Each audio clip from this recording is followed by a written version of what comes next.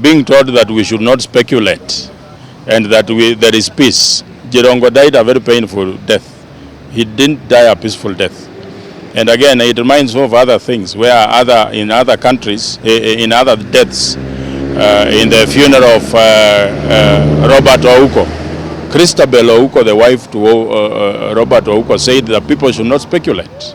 And we got the same from the family of Ogola.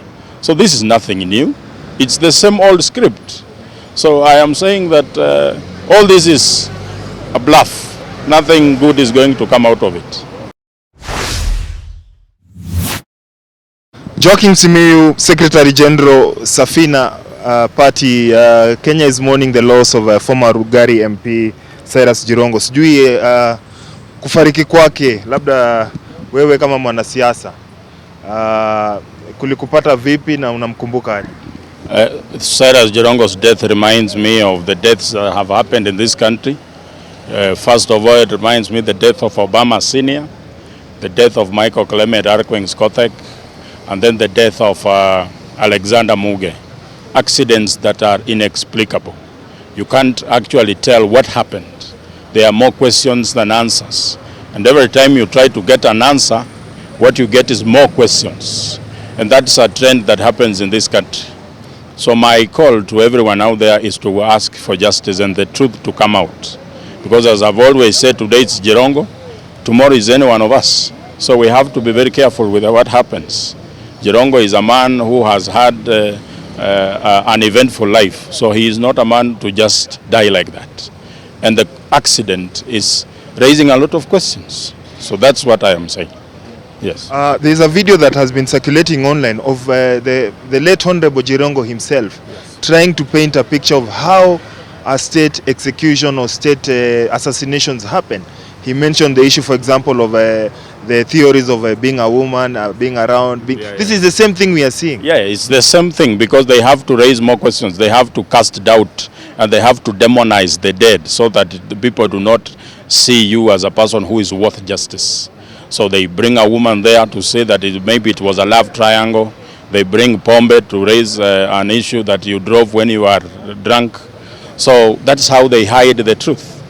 And this is exactly what we are seeing here. It's the same storyline. Yes. The government, or so to say, the postmortem has already been concluded and a statement has been issued. I don't know from your conclusion, I know you are privy to maybe the statement being issued. What would you take out from that? Being told that we should not speculate and that there is peace. Jirongo died a very painful death.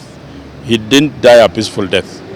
And again, it reminds me of other things where in other countries, in other deaths, in the funeral of Robert Ouko, Christabel Ouko, the wife to Robert Ouko, said that people should not speculate. And we got the same from the family of Ogola. So this is nothing new. It's the same old script. So I am saying that all this is a bluff. Nothing good is going to come out of it. You have mentioned the death of the late Bishop Alexander Muge, who died out of what was said to be a head-on collision. I remember some speculation coming out that indeed there was a head-on collision, but after that, some agents came out and clobbered him to death. Do you think this could be a scenario? We have not seen, for example, right now there are speculations about having a head-on collision with a bus. There has not been passengers. You've heard the doctor say that there were no external injuries. A person who has died in a car crash with severe internal injuries, with no external injuries, that doesn't add up. And in this country, anything can happen.